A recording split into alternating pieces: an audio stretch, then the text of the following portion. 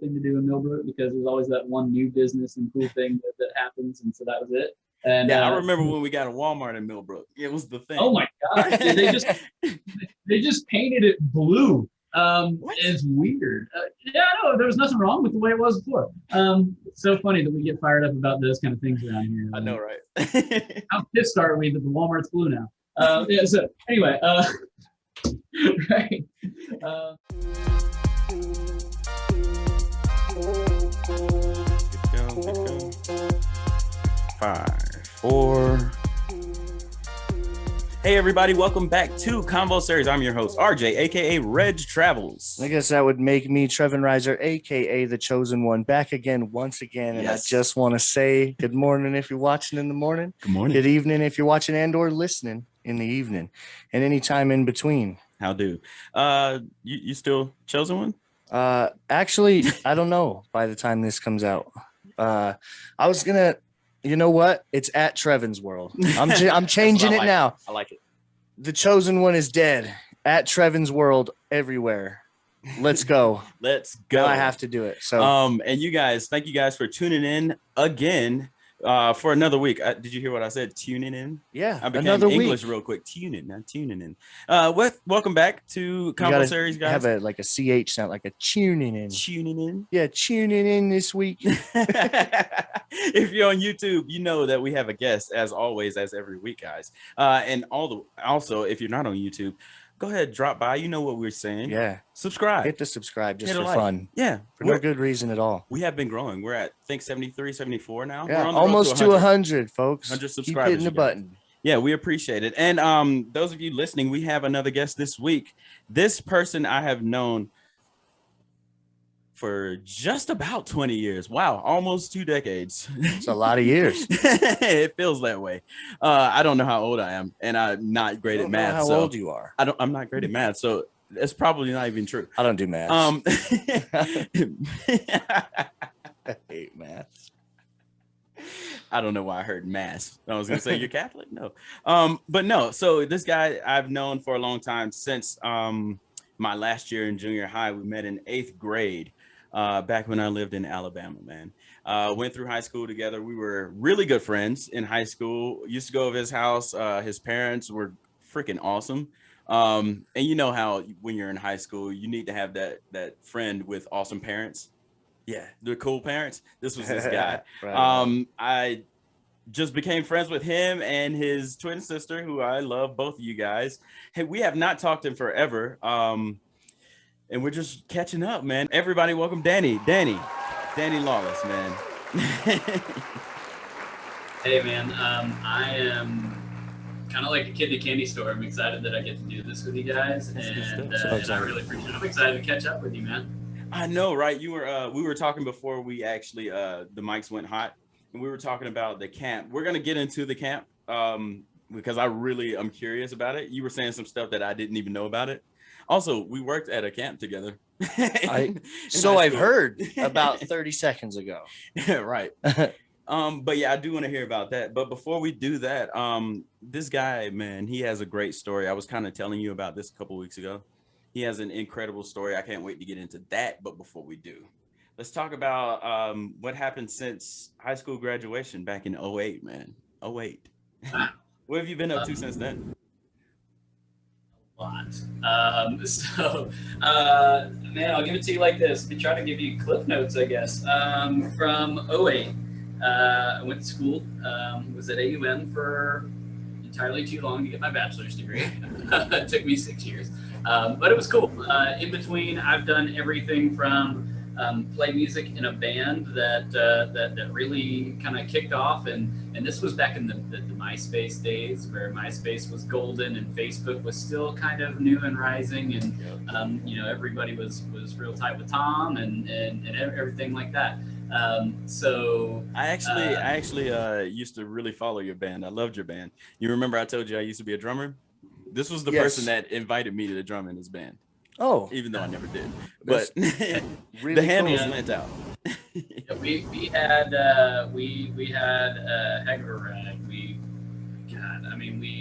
from I think almost until the beginning of 2010, were writing music, and we did some recording, and we met a lot of cool people. We're playing shows at all these crazy venues in downtown Montgomery that aren't open anymore. Yep. And picked up steam because of the MySpace influence, and had 10,000 followers, and traveled and did kind of toured the Southeast DIY tours, did all kinds of fun stuff along the way, and then it all just kind of came to an end. And then I realized, if I'm going to throw my money at school to drop all these classes, I better at least try to study. So then I dove back into school, and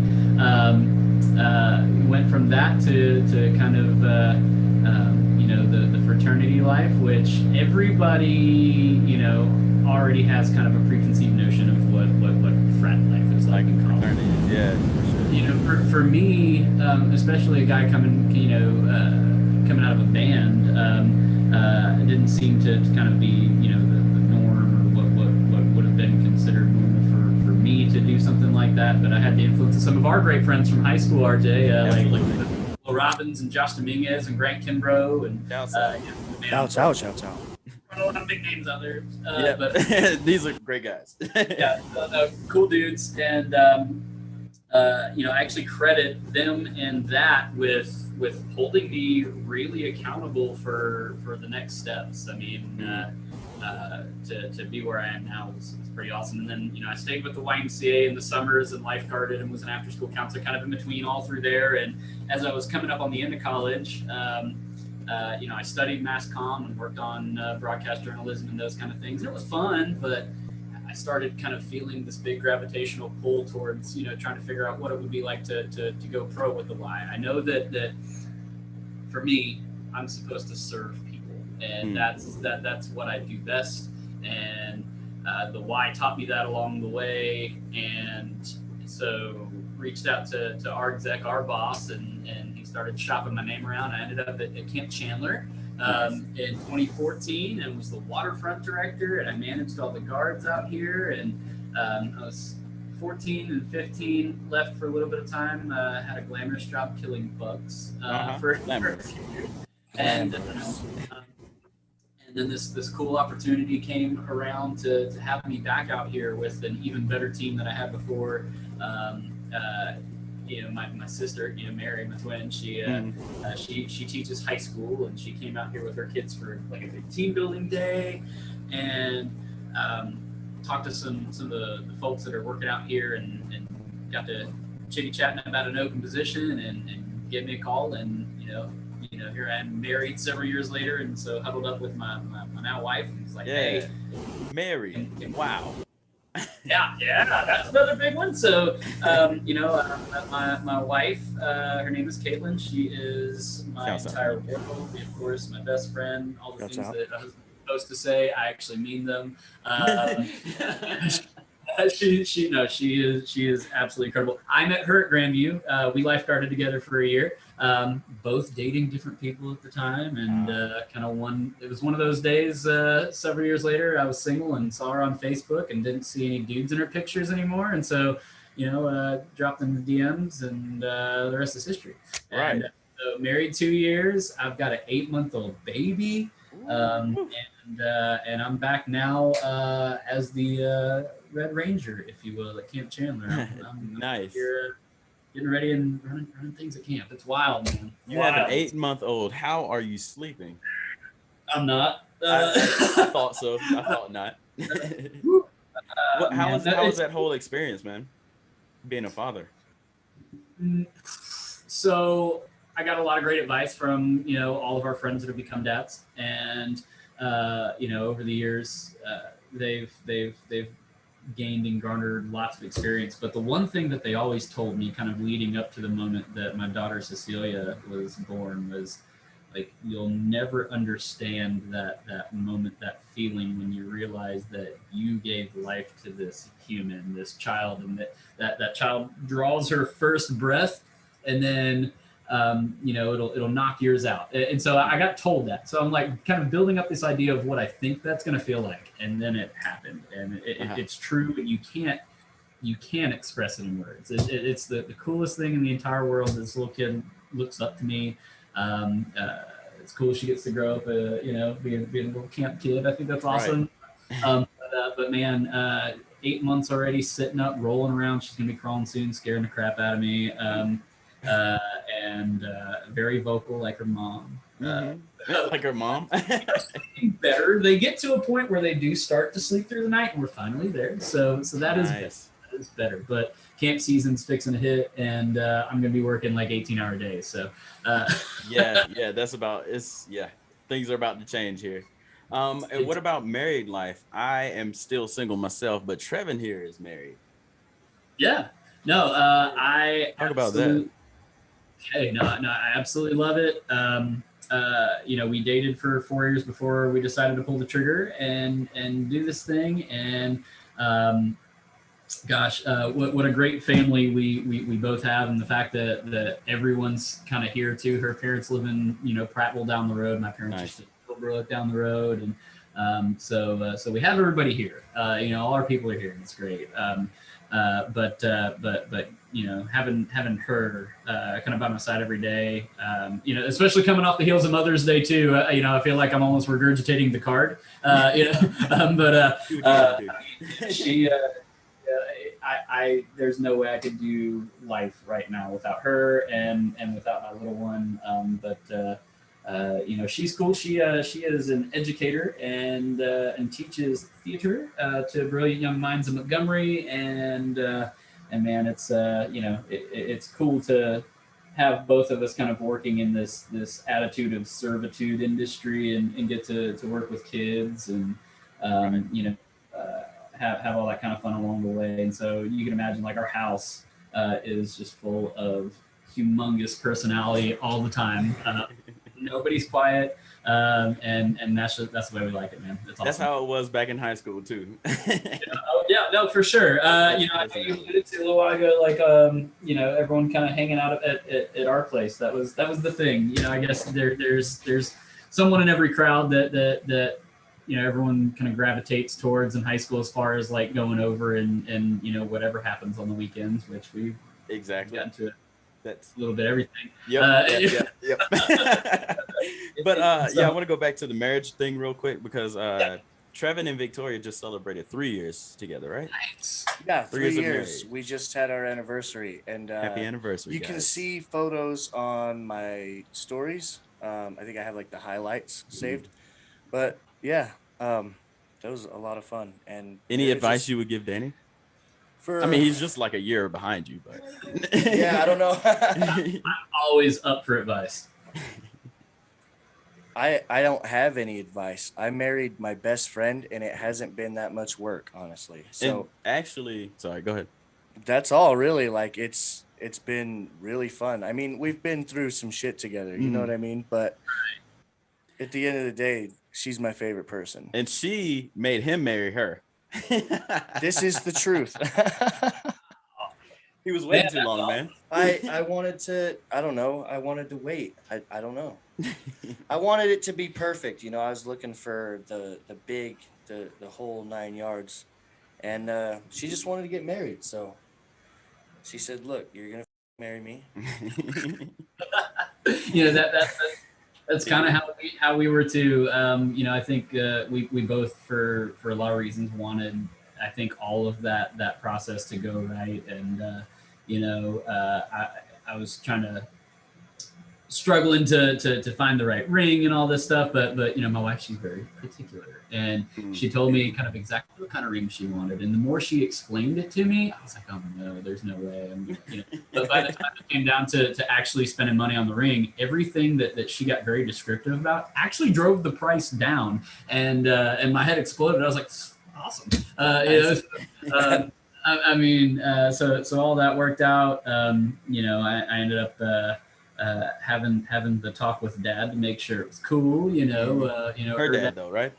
Yeah, her dad. Okay. Dad, is it okay if I go marry? It was like a 2.5-hour car ride down to her sister's house down in South Alabama, and I'm sitting here rehearsing in my mind, knowing I'm gonna pull the trigger at some point in the car, and if he says no, then it's gonna get real weird. So I I think I waited to about like the final 5 minutes, and he was thrilled because she's his last of 4 daughters, and they're all married and out of the house, and so he was like, yeah, let's do this. And yeah, but Trevin, I think you said it best to me, man. She's 100% my best friend. My dad always told me that growing up. He said, date girls in high school, have fun, do all these great things, but understand that you should never marry anybody until you're certain that person is your best friend. And only at that point should you ever be that serious. And so he made it easy for me, and that was awesome. So, yeah. I mean, I knew it before we were ever romantically entangled. Like, you like that word? That was good. But, I like that description. Like I met her in school in Job Corps, and we were literally best friends. We were almost inseparable. We did everything. We were always together. Couldn't imagine your life without her. I can't imagine it. Yeah. We moved in together right after we graduated. We graduated a few days apart and got out. It was like right around my birthday. Nice. And yeah, we've been just doing this thing ever since, man. Nice. Chasing dreams. Man, that family, it'll make you do something. Like, I don't know why I said do something, but it does something to you. That's what I was trying to say. What it is, but sorry, I didn't want to. No, literally, that was it. That's what I was trying to say. Yeah, I've always been more of a, I don't know how to say it, but I value like community, And I think that people are meant to live in like tighter communities, not these widespread cities.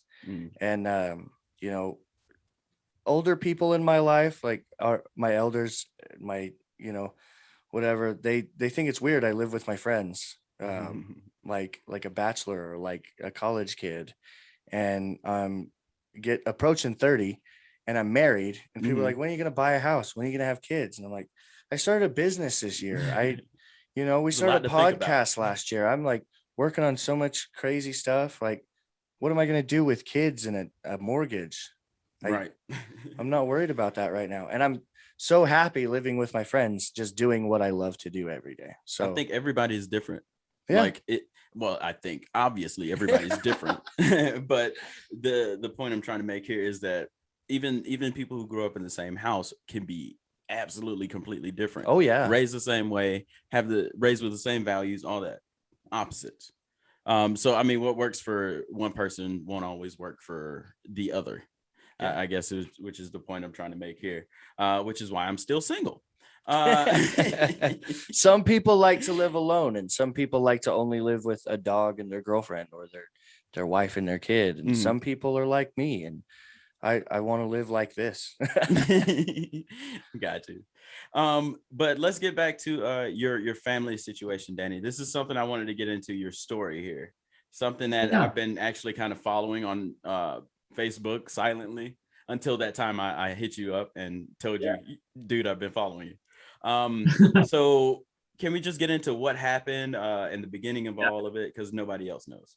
No doubt. I'm happy to be able to share the story, and I thank you guys for this platform to be able to kind of reach out, and if this hits somebody in the fields or somebody that's kind of going through it, like I want to be kind of shine a light on that a little bit and let people know, reach out.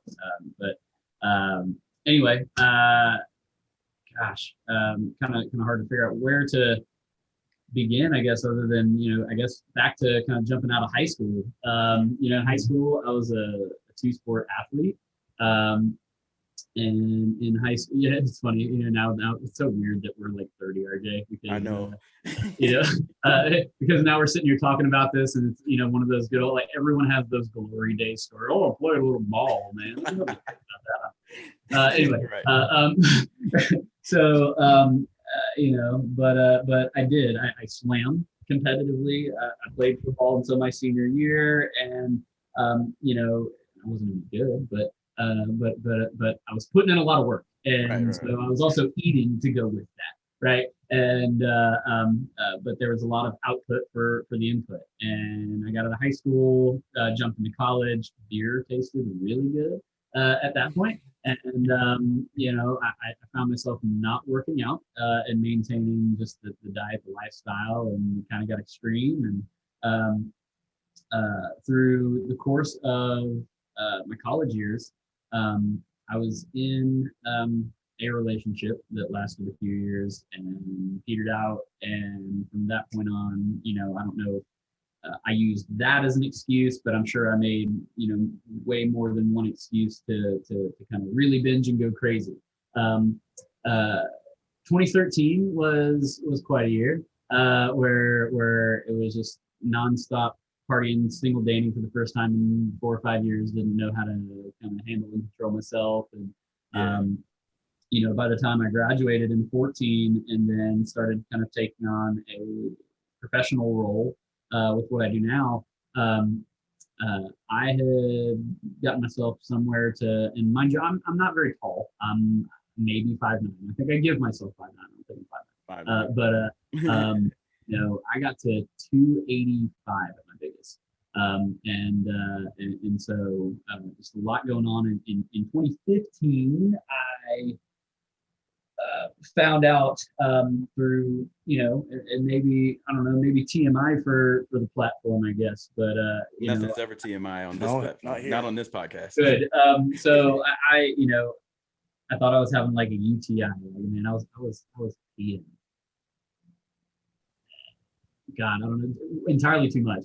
To where I couldn't, sit down for 20, 30 minutes and bathroom again. And so it was something weird. I went to go see a doc about, and went and just saw the doc box down the road. I didn't have time for a, like a primary care physician or anything like that. Or didn't think kind of like an urgent care doctor. Yeah.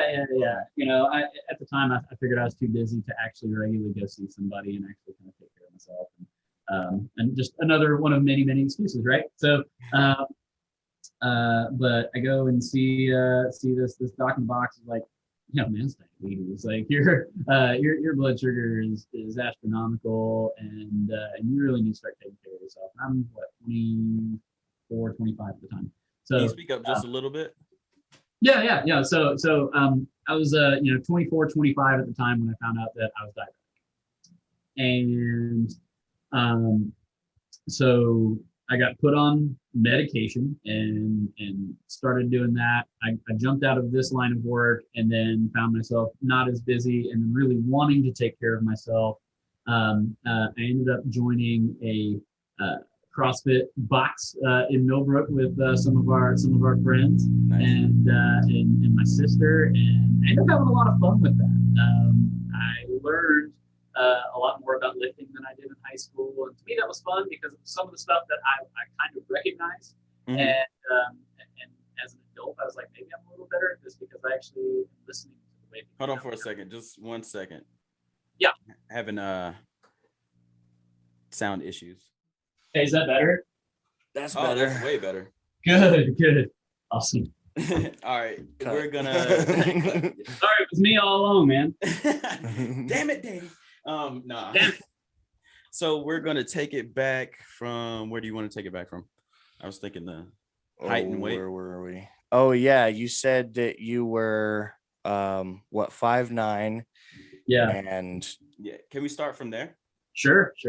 Thanks. I'm sorry that is so far back. Oh no, that's perfectly cool.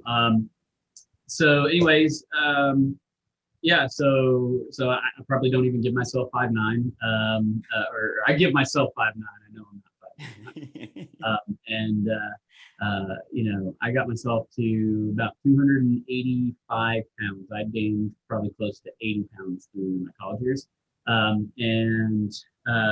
There's one day out here working at camp that, I think it had just kind of dawned on me that I go to the bathroom a whole lot more than like the regular person does. Like having to go pee, like, every 20, 30 minutes is not normal. It's not right. So I thought something was wrong with me, like UTI, and I know that's kind of maybe a little weird for the story, right? But it goes. Yeah, I finally decided to go see a doctor, and like a doc in a box. I didn't have a primary care physician. I was just psychologist. I didn't care that much, man. Obviously. So sit down with this guy, and he's like, "That's not a UTI, man. That's diabetes. You're way off the rails, buddy. And you got to kind of dial it in." And so, little family history of diabetes. My mom and my dad. My dad, that's recent, we actually didn't know until maybe 2 years ago. We need you to speak a little bit louder. Gotcha. Sorry. No, you're good. It's the Zoom. It's the Zoom. Oh, no. Okay. But I didn't know that my dad, we didn't know my dad was diabetic up until like a couple years ago. So it definitely runs in the family, grandparents, so a little family history with it, but also, wasn't taking care of himself like at all. So in 2017, I jumped into like a CrossFit routine with like all of our friends and family back home. It kind of became the cool thing to do in Millbrook because there's always that one new business and cool thing that happens, and so that was it.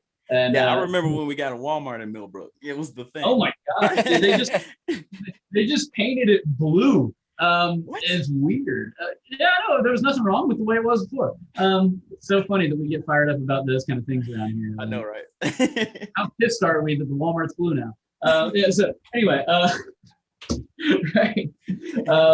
So anyway, I enjoyed the CrossFit routine, kind of getting in and learning more about these lifts that I started to learn about in high school, and I figured as a grown-up I probably listen better and was lifting better as a result and have fun with that.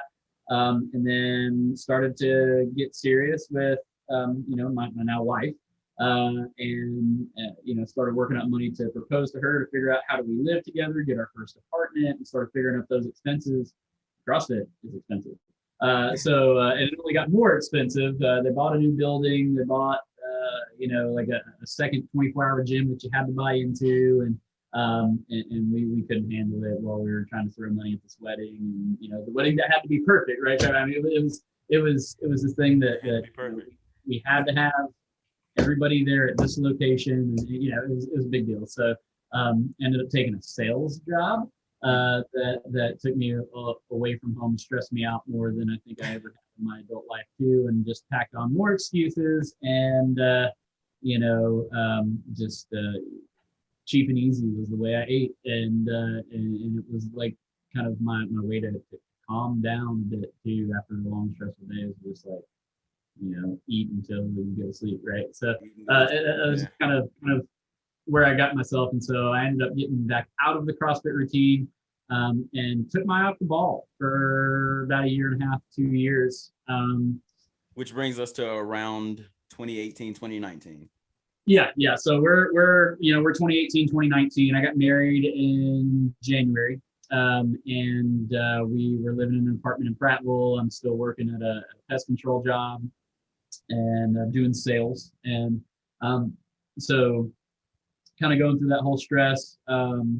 And just continue to make a lot of excuses for myself. So fast forward to the end of 2019, this opportunity to come back to Camp Chandler, where I am now, fell into my lap. It was a really cool opportunity, and came back to camp. And, I'd gotten to a point through the CrossFit years where I regulated myself enough, and I was regularly seeing a doctor for a little while, and he told me, because I dropped my A1C down to a normal number, like a 5, in that ballpark, that I didn't need medications anymore, and to really just continue to watch what I'm doing is the key.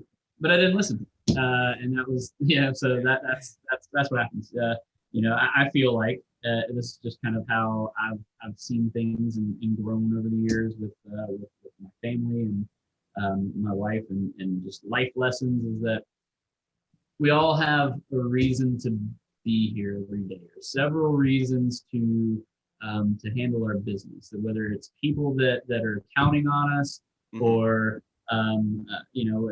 directly at home or out there in the world somewhere, someone's counting on us to deliver on something. And so we all kind of have this cross we have to carry, right? And so for me, that's it. I was given this affliction like diabetes because I couldn't manage myself well, and so if I'm going to continue to kind of be around, that's what I need to be doing, is carrying that weight, but taking care of myself so I can be the best version of myself for the people that matter. And you had to find your why. The people right, that matter. that's it. Your why. That's it. And it's funny. In my bug killing business, I actually had a great mentor good friend of mine still. His name is Mike. He was my boss. Shout out to Mike. Shouts out. Mike. He kind of sat down with us in this meeting one day and asked me that question for the first time. What is your why? Mm. And then that hit me. So what he did was he put two ladders up in the middle of just a meeting room, two about 8-foot ladders and a 4x4. And he sat it in the middle between two of the lowest rungs of this ladder. And he's like, hey, I'll give you $5 if you walk across that.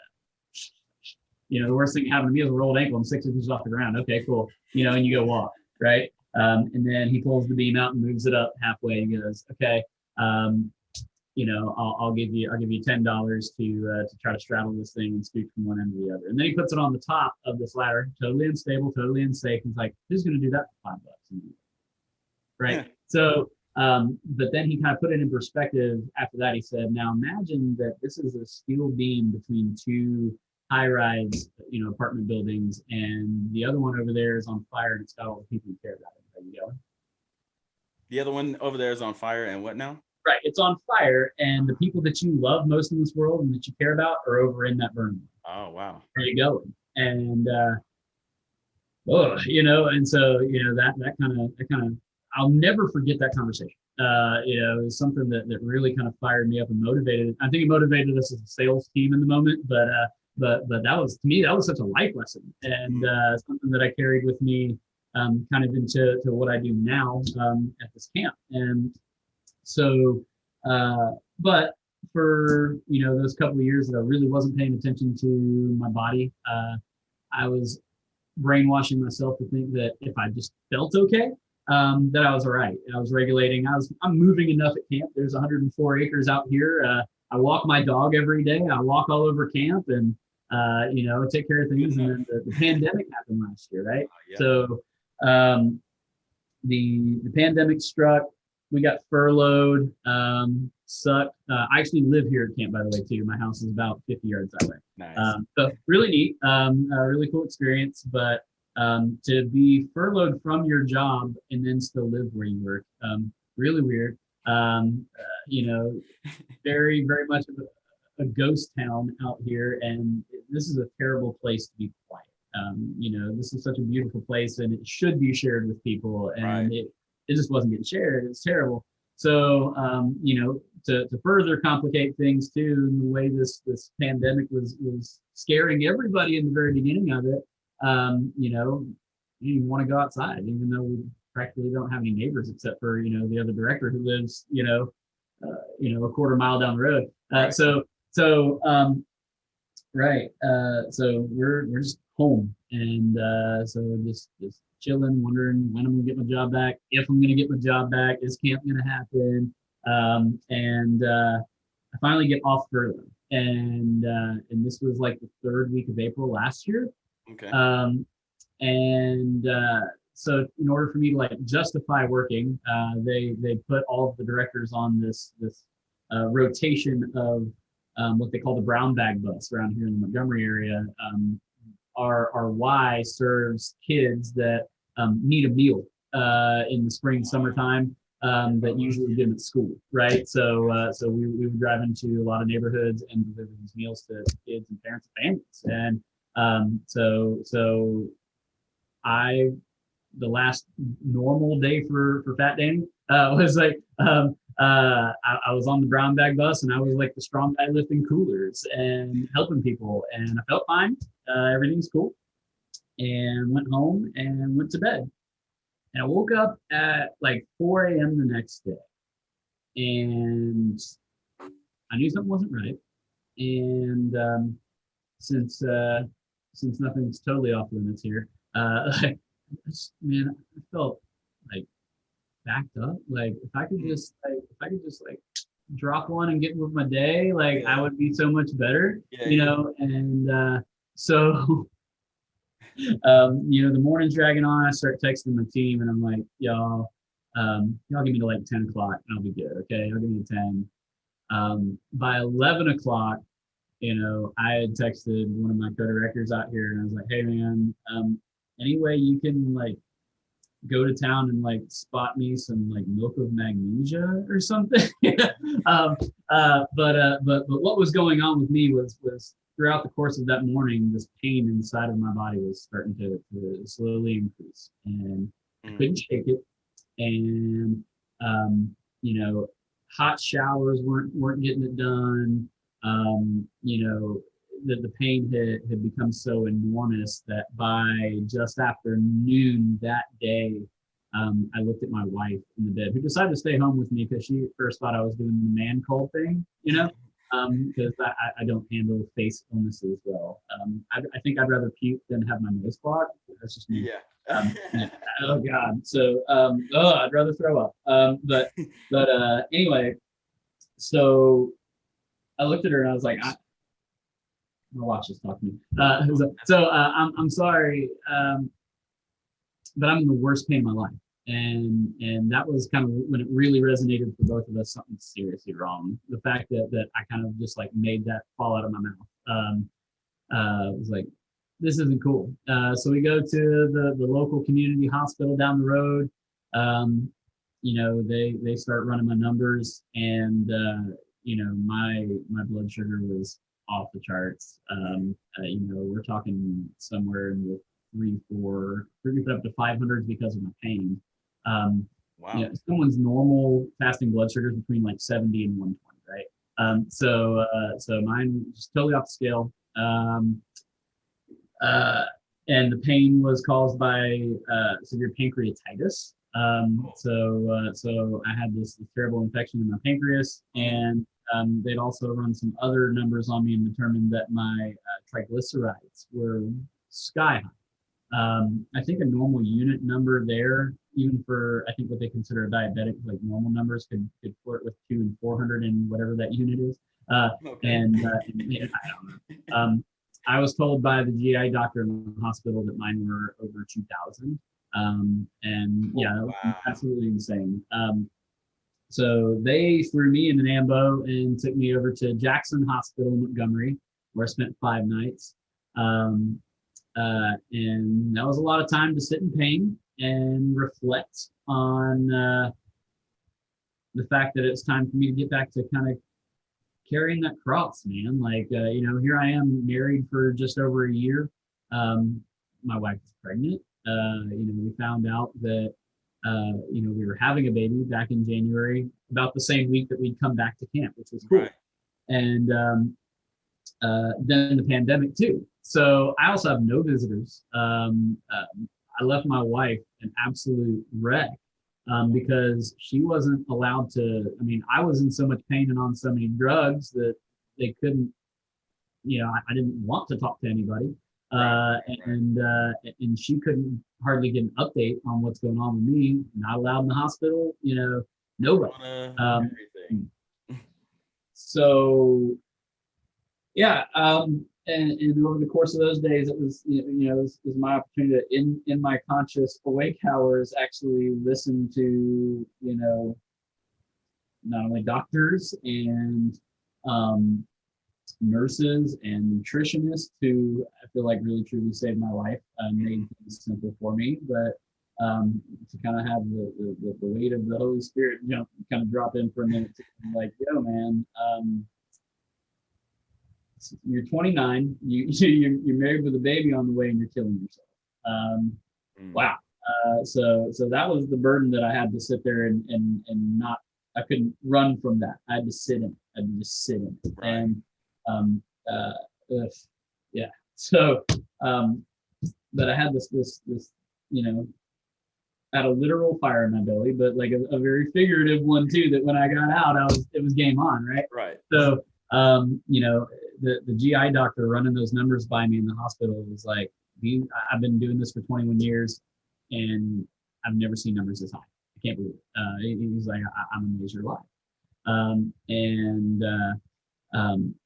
I also had a nurse, Lance Young, who we also went to high school with. He graduated in 2010, I think. Okay. But he was my nurse for most of that, and so to me that was kind of cool. It was a little bit of comfort for me in those moments. But I credit him being there and making me not feel like I was just an absolute piece of shit for the way I treated myself, really helped me along, I think. And then, from there, there was this nutritionist that came and sat with me and made what I needed to know about how I should treat myself and my diet the simplest thing I've ever heard in my life. She sat and told me, you should never be exceeding in any one meal 60 grams of carbs. And in the moment I'm sitting there listening, like, she said, what now? She said, you should never at any one meal exceed 60 grams of carbs. And to me, you sit here and think about the number 60, you're like, man, that's a lot of carbs. Like, but when you put it in terms of like a pasta, and I do this because I'm thinking about a measuring cup in my mind. That's what my brain does now. I train my brain that way. Like, it's like this much pasta. That's not a lot of food, man. I had to learn a lot about carb counts and understand, and if, starting to introduce healthier things back in my life, like whole fruits. I know that, by general rule, most of them are about 15 grams. 60 is a great number because it's divisible by 4. So, you can load your plate for every meal that way, and check your blood sugar and do the right thing. And if you know that you're on like the higher end of normal, don't go to 60. If you're on the lower end of normal, hit your 60, but don't go past it. And, sounds like you learned something. I did, and I was like, shit, I wish I'd have met you, 5 years ago. Like, where were you, and why wasn't I paying this much attention to this before? It took me having to die for someone to sit and go, hey, Danny, here you go, bud. So anyway, man. Long story short, got out of the hospital, and I knew as soon as I could walk, I was walking. As soon as I could run, I was running. And I went back to that, what is your why story? And, I was like, in my mind, I was like, I preach this to my staff here. So what do I have to live for, and what are the reasons that I put my feet down on the floor every day and make the conscious decisions to do the right thing so I can see those people that I care about the most at the end of the day and know that I'm doing what I need to do to exist, and not only exist, but thrive with them and for them. So that was all I needed, I think. The knowledge, the math, and the reasons. And so I had, and so I was walking, then I was running, and I took a lot of this CrossFit knowledge that I gained over a couple of years and just kind of started using the world around me out here on these 104 acres and developed this camp CrossFit program, if you will. So there's not a lot of weights involved to it. I think I lift once a week, but it's just using what I have around me and making the best of it. So I've got like 3 regular routine workouts, and then I try to get a 5K in once a week too. So set new goals from that moment. And when I was in the hospital, I was actually 252 pounds, so it wasn't my biggest ever. But probably easily my most unhealthy. And so from that point, that's really where I truly count my weight loss. From there, in the last year, I have lost 70 pounds. Wow. I today on the scale hit 183, so I'm in that 697 pound mark. Wow. But I haven't been 183 pounds since we were sophomores in high school. Yeah, I was gonna say, I don't remember. Man, so it's been a blessing. I hate that that's a situation that anyone should have to go through to have to feel like you got to hit rock bottom to bounce back. Right. But I'm so thankful I did. Yeah, dude, for the pure fact that you did bounce back, and because a lot of people, first of all, let me just finish this thought. That's commendable, firstly. Secondly, a lot of people will have the knowledge, they will have the math, and they will have the reasons to do it. They will have a why to do it, and then it's just not enough for them. Right. So I commend you on that part, just getting off your butt and you know what I mean, doing what needed to be done. Yeah, that's very motivational. You make me want to get back in the gym, huh, Trevin? Yeah, man, I feel that 100%. It's time. It's time for that. Me and well, Trevin, you want to tell them about your COVID scare real quick? It kind of goes. So This is a funny story, and some of you listening have heard this story. But you know, RJ went home to Alabama for a funeral and came back. And we did a show like the day after or I the think day it's like that the day you after came or back. something like that. The day of or the day after. Mhm. Um, and we have guests on the show. We have a Zoom call just like this. And in the middle of the show, he just coughs into his arm, just like clearing his throat a little, and makes a joke. He says, coronavirus. The very next day, he calls me up and he says, I can't taste anything. And I really don't feel good. I'm getting tested. Oh my God. And that is recorded in history. Yeah, It's we on have the- that on in the episode. So Wow. yeah, and the very next episode, we were separated by a Zoom call. yeah, We couldn't, and even though I was sure that I was sick, I mean, I knew it. I said to myself, let's see how healthy I can get in 2 weeks. Let's see how much, like a person can do. And I went as hard as I could, like every day. And I've been lacking lately, but I'm still healthier than I've ever been, I think. So, I didn't get COVID. That Thank was goodness. crazy to me. I didn't realize it had been so long until it was like the day after the third week. It was like the start of what would have been week 4 of me working out Mhm. and getting healthy. And I was like, I counted the dates. I remembered the date that we did the show together. Because I'm like, I was sitting right next to him, man. Literally right next to me. We I were in a coughed different towards you. studio and we literally sat like next to each other. Yeah. So that was crazy, but I mean, fortunately, I So almost he said found his unfortunately. why. Found my why, and now I just need to get a little bit back into gear. But yeah, I'm trying to find my why to get back into the gym, but we'll get back in there. Talking to Danny is making it, easier to do. Yeah. Who runs a 5K every week? 5K once a week. I say every week, but that's been hard lately, to be honest. Where I'm at right now, getting ready for summer camp. I actually lost my co-director in March. He ended up taking a job, and super thankful for him. Love him, great guy, great buddy. But it was a good opportunity for his family in the IT world, is where he's getting his degree, and so he but he jumped at the opportunity, and so it's just been me kind of planning, if you will, solo for camp. I still got people, but Nice. it's been harder as people have started to actually come back into camp in the off season for spring groups. We've actually got a big team building day here tomorrow, and I've got a bunch of adults that I'm going to play some games with all day. It's gonna be fun. So, I love those days as a counselor. the trainings, they were the best. Yeah. This is literally just playing games with adults, like the whole time. Sound like Right. So yeah, we're gonna do that all day tomorrow, and that's a lot of fun. But between that and other people, not as scared to get back out in the world and come visit us and let us do these things with them, and then being busy over the weekends and trainings, hard to find that 5K Saturday time. But Yeah. I'm working on it, and I can I'm imagine. getting close to averaging. With that in my workouts, I average about 7 miles of running a week, which is insane. Nice. You know me. I've never been a person that ever claimed to enjoy running. And Yeah, that was me.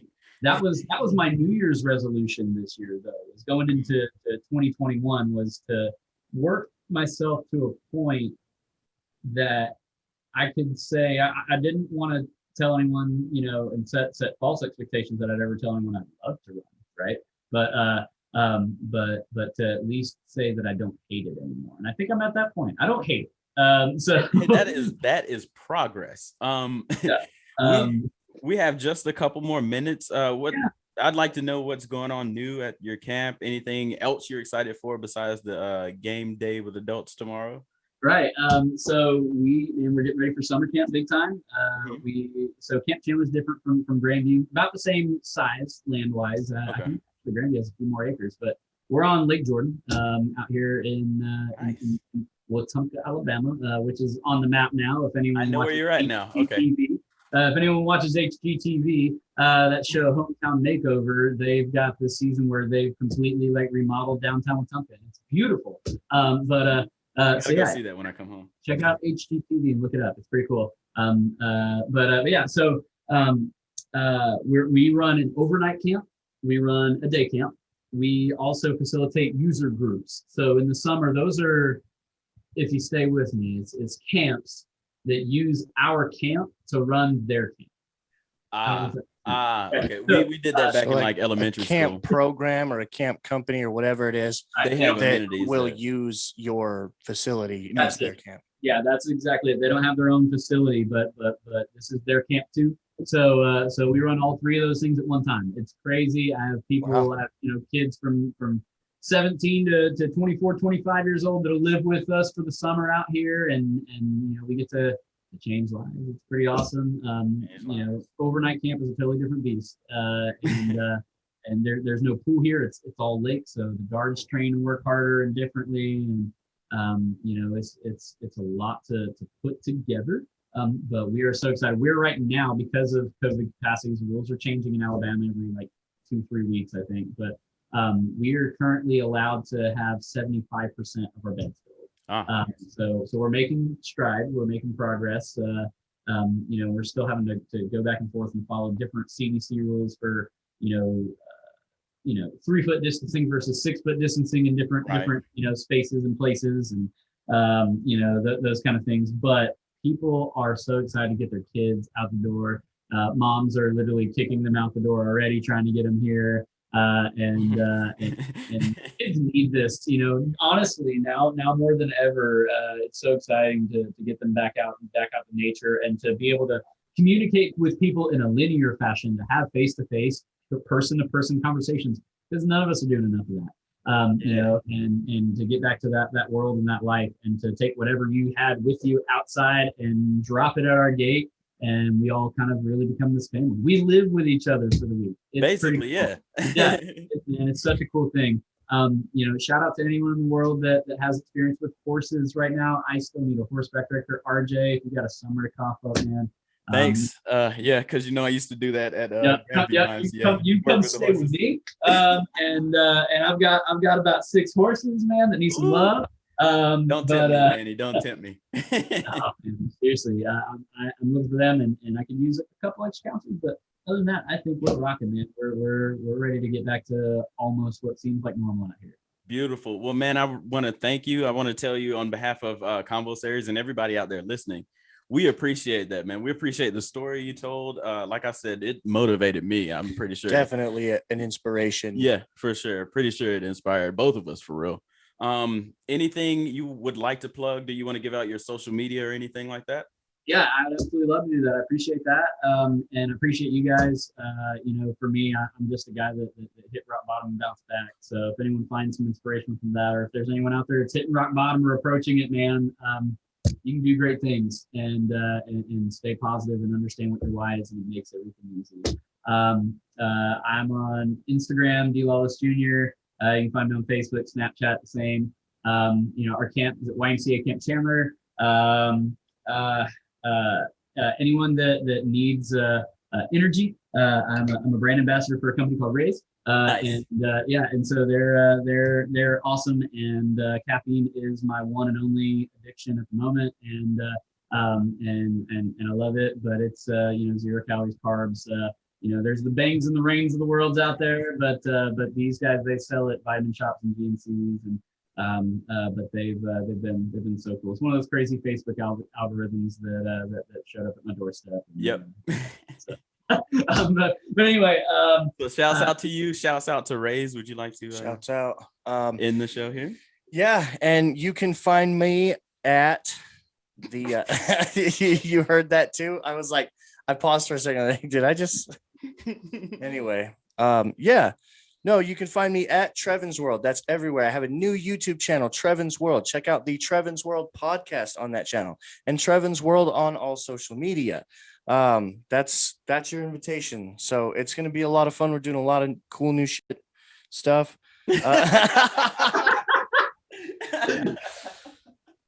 And that's me for today. Yeah, everybody. And of course, I am Reg Travels across all platforms. I got a new TikTok. TikTok, Trevin's World. That's it. Go. Across all platforms. Yeah, but you know, I got it's you. newer than the other TikTok. I am RJ, your host, aka Reg Travels. That is Reg Travels across all platforms, including TikTok. I have a TikTok now, a personal one.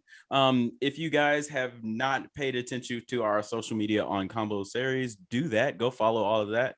And then YouTube, Combo Series Podcast. Make sure you like and subscribe. Go follow Danny Lawless Jr. on Instagram and across all platforms, you guys. We really want to thank you again. Thank you so much, man, for being a part We of really this. do appreciate it. All right. And everyone else, until next time, peace.